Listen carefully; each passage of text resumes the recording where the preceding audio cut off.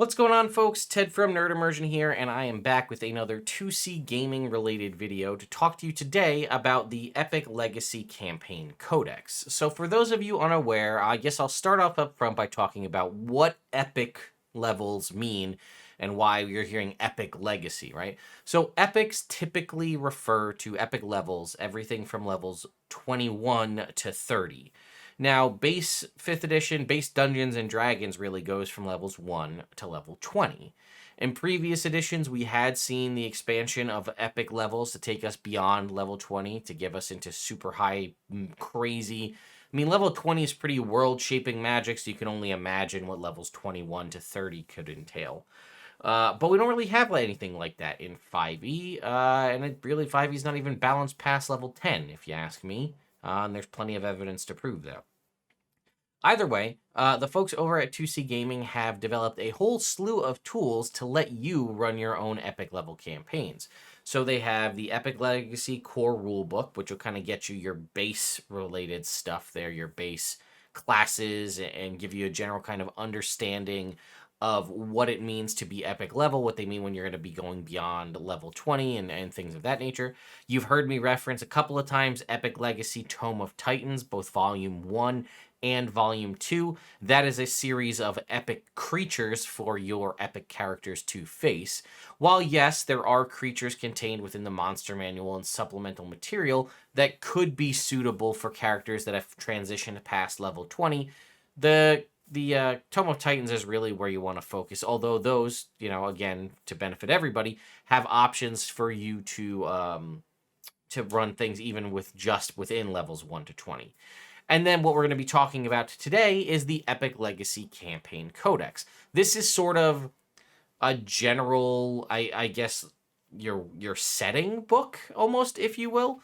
So I'm going to take us over real quick to 2C Gaming's website, and you can see here right off the front, here's the core rulebook, the Campaign Codex, Volume 1, and there's a DM screen. There's even a set of dice. And again, Tome of Titans Volume 2 was kickstarted recently, or recently is a relative term, a couple months back. And then if we click on this is the Campaign Codex. We can get the PDF for 25. We can get the hardcover for 50, or we can get a bundled discount of both for $59. So we'll read the little intro here, but it says the Epic Legacy Campaign Codex is a 5th edition supplement expanding the powerful and tested epic tier introduced in the Epic Legacy Core Rulebook, presenting these expansions through the lens of Nexus, the interdimensional crossroads.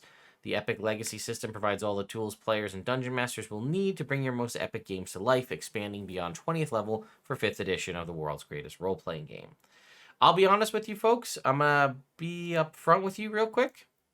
I will not be able to go through even a remote amount of the stuff that's contained in here. There is so much content in this book. It's 232 pages, and it's just jam-packed. There is something for everybody in here. There's even stuff that you could scale back to run in your level 1 to 20 games as well.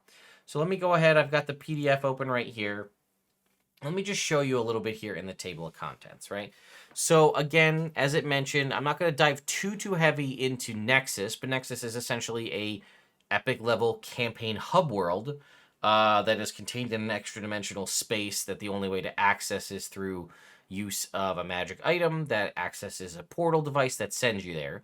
But typically, I mean, as the DM, you wouldn't let your characters have access to the item that lets them get there until they reach epic levels, because that's kind of the whole thing.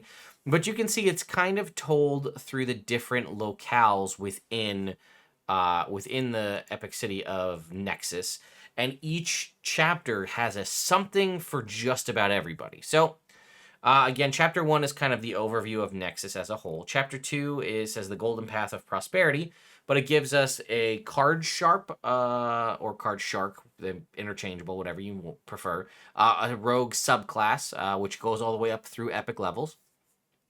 Vintorio are a new epic races. That's another thing they do. They do have epic races contained within this book.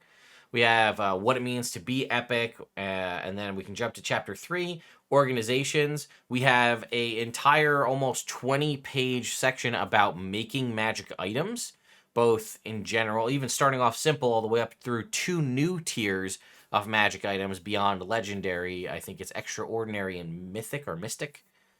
Then we have chapter 4 here, right? We have Shadow as an affinity for villains to use. We have a whole new level 1 to 20 class in the Elementalist. And then we have a whole section on epic level prestige classes. So again, for those of you not familiar with the concept of a prestige class, this is essentially like a class within a class almost. You would take a prestige class for a portion of levels, and they give you the option here of the avatar, which is the epic elementalist. So in theory, one could level from 1 to 20 in this new elementalist class and then stop, or one could continue leveling within that elementalist class to go all the way up to 30, or you could get access to an epic level prestige class for the elementalist, in this case the avatar, which would grant you that last 10 levels. And one thing I also really appreciate about this is what starts right here on page 102 is resources on how to design your own epic prestige class for whatever class you so choose. We have a whole thing about different kind of arcane mixture technology here in chapter 5. Chronomancy School for Wizards. Again, that is a level starting off subclass that goes all the way up to 30. We have the Fractologist for the Artificer. We have an Arcanic and Epic Artificer prestige class. Epic Races and Expanded Epic Races. We'll talk about that. Chapter 6 gives us the Painted One, Sorceress Origin. A whole section about creating epic magic, right? We're going to be accessing spells and things and powers up and beyond level 20 here, so epic magic.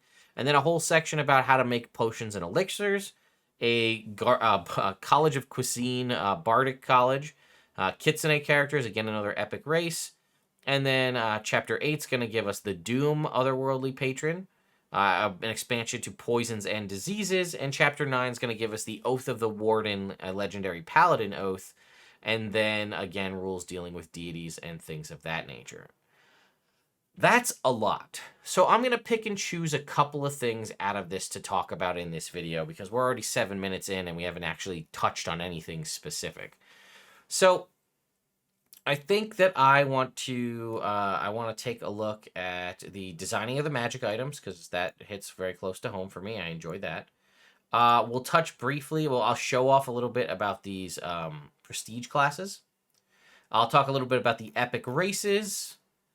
Maybe a little bit on the alchemy, and then we'll kind of end with the Oath of the Warden Paladin, because I love paladins. So, all right, so let's go ahead and jump to designing of magic items. So, the Adventurer's Arsenal. I also like this, a little bit of an idea of what kind of, especially if you're dealing with epic stuff, what kind of balance within the party. So it says, for a level 21 to 22 party, each character should have one common, one rare, and one very rare magic item. The party should at least have one legendary item. And you can see that kind of goes up. The 23 to 24, all of the above, but one legendary per character, and then one extraordinary item per party. 25 to 26, all of the above, but now 2 extraordinary items per party. 27 to 28, 3 extraordinary items and 1 mythic item per party. And 29 to 30, 1 extraordinary item per character and 1 mythic item per party. It says in any given selection of these items per character, only one of them should be wondrous. This isn't to say wondrous items aren't good, just that most of them are very situational or have effects that scale poorly. Into epic levels, rather. A few characters will want wondrous items over the weapons, armor, and arcana, detailed later in this chapter. So again, here we can see new term rarity increase. There are currently 6 levels of rarity found in the magic items from the 5th edition: common, uncommon, rare, very rare, legendary, and artifact. Generally speaking, magic items rarity correlates to its power. The rarer an item, the more powerful it is. So it's basically giving you an option here to increase the rarity of things over time with a variety of different options here, right? So here's the 2 new rarities, extraordinary and mythic. These items are far too powerful for an ordinary 5th edition game. While they may seem like just more powerful items, their significance is easy to understand in the context of Epic Legacy. An extraordinary or mythic magic item is considered an epic object and a source of epic magical effects. Extraordinary items are still balanced around their rarity and are appropriate equipment for characters at level 21. And then we can see here is, again, stuff that I wish we had better rules on in 5th edition about crafting. time frames and the tool checks to craft various items here, right? Time in strenuous activity, you could make an uncommon item in 24 hours, but that's 24 full hours, and you can see a mythic would take you 2 years with a DC 42 check. And we have some other things here about composition, the temper, and then a sample weapon here, which is an extraordinary, to give you a frame of reference, a +1 Quicksilver Pike of Phasing, right? It says this weapon is composed of magical silver mined on 7 different planes and combined into single alloy. This weapon was tempered on a demi-plane. Every 24 hours, it was transported through a magical portal, with each passage slowly distorting and warping its composition. The weapon's tip is sharpened to a needle point, and its shaft spirals in a quadruple helix. The grip is bound of leather from an astral dreadnought, and its pommel faceted with a black pearl carved into the shape of an eye. So its enhancement is a +1 weapon, so +1 to attack and damage. Quicksilver, this weapon has the finesse property, and while you hold the weapon, your movement does not provoke attacks of opportunity, and then also phasing. The weapon can open magical portals, allowing you to make attacks against enemies from a safe distance. As a bonus action, you can open a small magical entrance portal within 5 feet of you, and another exit portal within 5 feet of an unoccupied space within 60 feet. Both portals last until the end of your turn. If you're within 5 feet of an entrance portal, you can attack through the portal with the reach of the weapon to the other side, and then again pull it back out before it disappears.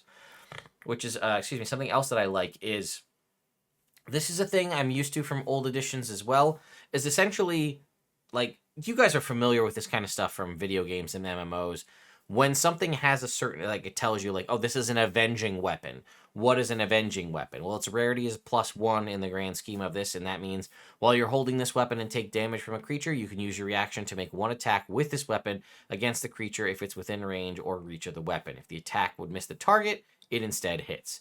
And you can see they go from a variety all the way up to +6 here, right? Explosive, Hellfire. Let's pick one of these +6 ones so we can get an idea of what we're looking at here. Doom. Okay. Creatures cannot be resistant or immune to the damage dealt by this weapon. Additionally, when you fail a saving throw while holding this weapon, you can take a reaction to succeed instead. Finally, while you're attuned to the weapon, you cannot be forcibly compelled or magically manipulated into relinquishing ownership of the weapon.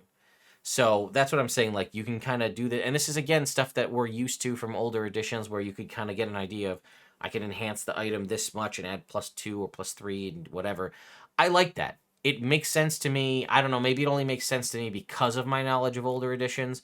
You guys let me know your thoughts in the comments down below, but I feel like for folks who've played video games and MMOs, this kind of concept, I feel like will come easily to everybody, but I could be wrong. You let me know. All right, so let's skip ahead a little bit. We've talked a little bit here, and again, it continues to go on. The same thing we just talked about for weapons, same thing here for armor as well.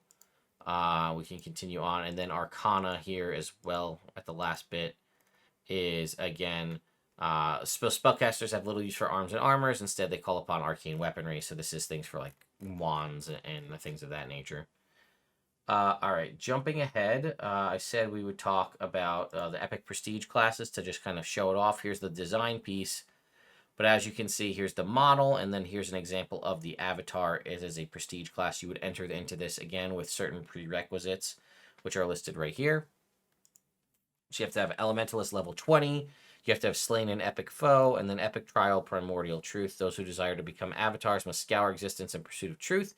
Over the course of this journey, an Elementalist begins to understand that this truth comes not from books or teachers, but through perception. Within the stubbornness of stone, fury of elements of fire, blah, blah, blah. The longer Elementalist witnesses this process in the surrounding world, the greater one's understanding becomes until the truth is finally revealed. A typical journey of discovery like this takes a minimum of a year and a day for one Elementalist, with some requiring far longer. So again, a specific one for the Elementalist in this instance, but I do like that there is design tools to make them for whatever class that you wish. So jumping ahead, as I mentioned, to epic races, we can see that there is a spell here, a ritual called the Rite of Change, which requires the caster to be 26 level or higher, which essentially unlocks and taps into your character's potential to become the truly epic version of their race. As you can see here, we have a list of a variety of them. I wasn't sure what I was going to pick. We also have some, again, original sub races and things of that nature. Let's pick, I wonder if you could be an epic, what's an epic human? Let's look at that. Epic Legacy. When future humans in your campaign, including setting, including characters, take up the adventuring lifestyle in your name, they gain a +1 bonus to an ability score of your choice. Human cannot benefit this, and an ability score of your choice increases by 4, and your ability score maximum for that score is increased to 34. Is there an epic half elf? Could you do that? Probably not, right? Oh, there is. You can temporarily assume an alignment. That's not a huge deal. You know what? Let's do tiefling. Everybody loves tieflings. Here we go. Epic tiefling. Your infernal heritage is no curse, but a tool to be mastered. Blood pacts. When you make a verbal or written agreement with another creature, you can attempt to seal the deal with a blood pact. To do so, all parties must be willing and free of magical influence, understand the consequences of a broken pact, and sign their names in blood. Once you've made a blood pact, any creature that breaks it by any means is slain instantly, and its soul is sent straight to the hells. Hellborn, you are immune to fire damage. Additionally, you have epic advantage on charisma ability checks against fiends, and your hail is prehensile and can be used to hold objects or assist in casting spells with somatic components as if it were a free hand. All right, jumping ahead, we can see again, here's a little bit about making potions, alchemy, and things of that nature. And then what I really wanted to discuss here is the legendary Oath of the Warden Paladin. So if we continue on, we can see again, it starts off at 3rd level like you would have for a traditional subclass, all the way up to level 26, as I said. Let's see what you get for the Oath of the Warden Paladin. So you're going to get new spells, domain spells, or oath spells, if you will. Hunter's Mark, Jump. Let's zoom this in a little bit more so you guys can see a little bit better. Hunter's Mark, Jump, Find Traps, Pass Without Trace, Flame Arrows, Non-Detection, Faithful Hound, Fire Shield, Greater Restoration, and Swift Quiver. Clearly, Warden is kind of showcasing it's more of like almost Ranger-esque. I will also say, as I've stated before, Find Traps is probably the worst spell in the game, especially as written, but it is what it is. So what do you get for Channel Divinity? You can use your Channel Divinity to imbue up to 2 ranged weapons with holy power. As an action, you can touch up to 2 ranged weapons, granting them the following properties for 8 hours. They're considered magical. If the weapons have the ammunition or loading property, they no longer have those properties. The ammunition and loading are provided magically. And when you hit a creature with a ranged weapon attack using these weapons, you can use your Divine Smite feature. However, the damage dice for your Divine Smite feature will be used as D6s as opposed to D8s. And then we have Warden's Shadow as the other option. You can use your Channel Divinity to cloak yourself from enemies. As an action, you can take the Hide action and have proficiency in the Stealth ability check made as part of the action. If you already have proficiency in stealth, you instead double your proficiency bonus for the ability check. So I think Sacred Marksmanship is probably pretty solid. That's what everybody wants, is a ranged smiting paladin. I've heard that for years, so this is about it. I also do like that it takes it down to a D6. It's a little bit of balance there. I appreciate that. And then again, take the hide action and have proficiency in stealth ability check as made part of that same action. And if you have proficiency in stealth, it's given you, which is also an interesting concept because now you don't necessarily need to have stealth proficiency. It'll be better if you do, but it sort of benefits you. Other than that, I think Sacred Marksmanship is probably going to be the one you're going to use all the time. Baleful Aura at 7. When a creature attempts to move within 10 feet of you, you can choose, no action required, to have it first succeed on a Wisdom saving throw versus your spell save DC, or be unwillingly move within 10 feet of you for the remainder of that turn.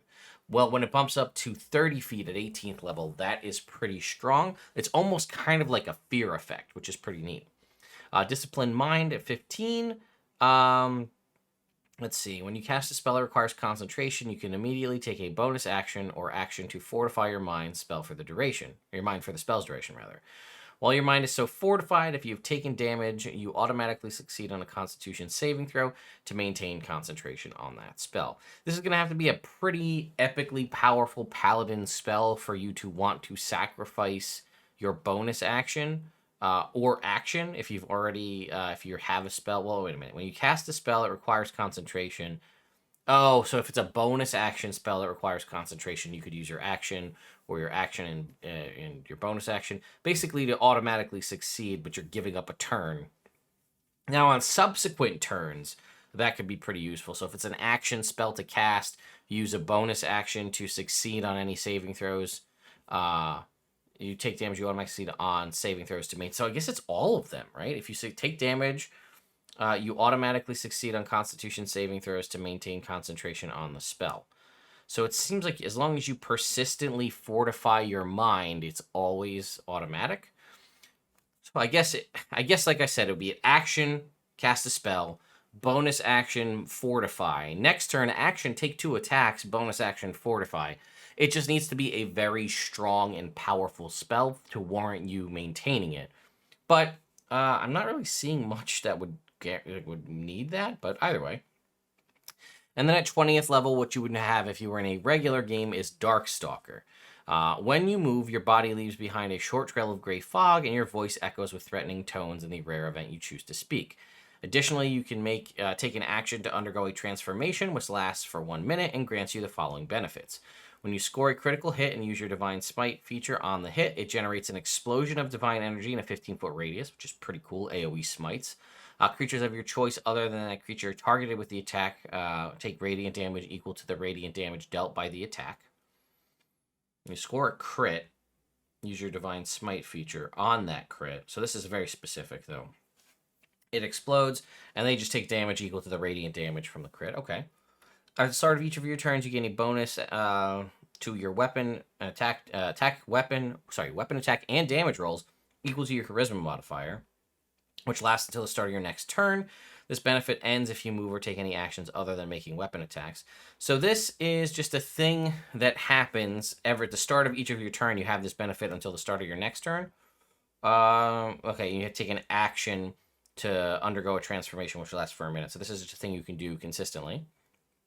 And then lastly, when you kill a creature you can take a reaction to seal its soul within a holy glyph that appears on the target's body. A creature so sealed cannot be returned to life unless you give permission for it to do so. If you are epic, this effect is considered an epic effect, so when you hit 21 plus. Once you have used this feature, you can't use it again until you finish a long rest. So next feature comes in at level 26, which is Sacred Oath. You unlock all the powers your oath can offer to fend off the apocalypse. The rest is up to you. You gain the following features. Deadshot. Once per turn, when you score a critical hit with a ranged weapon attack, you can expend a Paladin or Crusader being a prestige class, spell slot to roll the attack's damage dice 3 times instead of twice. Critical hit, so triple damage. And then there are extended oath spells. You gain additional oath spells that can be cast using your Crusader spell slots or detailed in the expanded Oath of the Warden spells table. Find the Path, Globe of Invulnerability, Project Image, Symbol, Mind Blank, and Power Word Heal. Pretty solid options there as well. And then Saint of Killers. As a bonus action, you can choose to transform a weapon you are holding into a divine firearm. A revolver if the weapon was one-handed, a hunting rifle if it was two-handed. You are considered proficient in both types of weapons. The weapon retains any magical properties it had in its ordinary form, unless said property would not be possible with a ranged weapon, such as the weapon grappling a target on a successful hit. You can choose to revert a weapon back to its original form as a bonus action, and the effect ends if the weapon spends more than 1 minute outside of your hands. And then we have, here is Queen Basti, Cat God of Cats. I don't know why this is sort of like mixed. It feels like it's mixed in. I guess that line is supposed to separate these two, but it really does feel like if you look at it, to me, it feels like it's mixed in with this, but I guess this line is supposed to separate it. So if that's the case, I would prefer a little bit more of personal just formatting, just a little bit of a change there, because it kind of looks like you're rolling right into the next thing, but now we're talking about a deity. And then it says, there's a new epic spell right here, Divine Companion. You summon a divine being known as a Divine Champion, which becomes bound to you. The companion takes the form of a small creature of your choice, but is in fact pure divine essence that cannot be harmed or forcibly moved. When you cast this spell, select one of the following ability scores. And then it says, the companion is distinguished from ordinary creatures by golden highlights and striking violet eyes. The companion acts independently from you, but acts on your turn. Once on each of your turns, the companion can move 60 feet and is able to fly and hover, but it can never move more than 300 feet away from you. When you cast a spell, you can choose to make your Divine Companion the origin. Additionally, you gain a +2 to the ability score selected. I figured that was going to come into play. As long as your companion is bound to you, the companion can offer you advice and share information with you, speaking any languages you speak.